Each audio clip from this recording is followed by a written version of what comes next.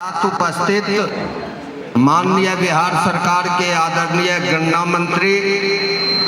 और हमारे बखरी के विधायक आदरणीय संजय बाबू, हमारे बीच बैठे जिला परिषद के आदरणीय अध्यक्ष सुरेंद्र पासवान जी,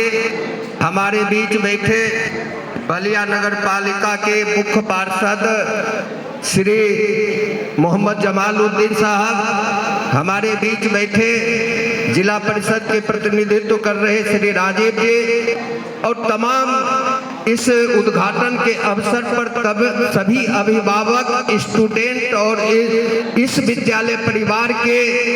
संस्थापक राहुल जी और उनके पिता जो पिछले कई वर्षों से सार्वजनिक जीवन में हम लोग उनसे जुड़े हुए हैं, कई बाधाओं को दूर करते हुए अपने बच्चे को परमानंदपुर के एक सेंट जेवियर स्कूल से चलते हुए आज यहाँ तक पहुँचे हैं। मैं उनको धन्यवाद देना चाहता हूँ। इस विद्यालय के सभी प्रिंसिपल में, टीचर में, उनके तमाम सहयोगी महोदय को बहुत बहुत धन्यवाद। माननीय मंत्री जी को हमें धन्यवाद पुनः देना चाहते हैं। मेरे ग्रामीण भी हैं, बखरी के विधायक भी हैं, बिहार सरकार के मंत्री भी हैं और इनके नेतृत्व में बिहार आगे बढ़े, ऐसी ही कल्पना हमारे पूर्वज भी किए होंगे। हमारे गांव की आशा भी है, हमारे बलिया का भी आशा है, पूरे बेगूसराय का आशा है और पूरे बिहार का आशा है और इनका उज्जवल भविष्य हो और इनको बहुत बहुत शुभकामनाएं बिहार सरकार के मंत्री बनने पर। अभी सारे लोग बोल रहे थे, हम लोगों ने कहा कुछ देर पहले बात हो रही थी कि अब क्या होना है, सारे मुद्दों पर चर्चा हुई, लेकिन एक मुद्दा जो हम लोगों के सामने आने वाला है, आपने देखा होगा कि प्रधानमंत्री नरेंद्र मोदी जी के नेतृत्व में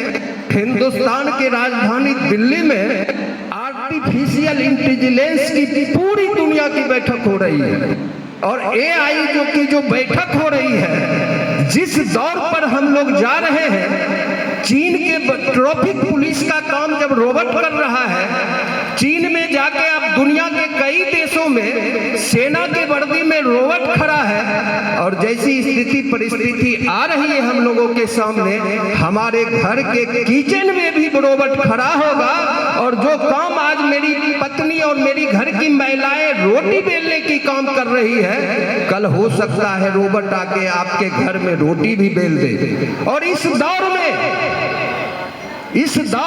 वही बचेगा जो उच्चतम शिक्षा के स्तर को पार करेगा और उच्चतम शिक्षा तभी मिलेगा जब आप उच्च विद्यालय, उच्चतम स्तर के विद्यालयों में अपने बच्चों को नामांकन करवाएंगे और उच्च स्तर में। इंद्रदेव राम जी से बात कर रहे थे, हमने कहा कि कई बार हम लोग देखते हैं कि कितने आपको 60 नंबर में भारतीय प्रशासनिक सेवा के अधिकारी के पद को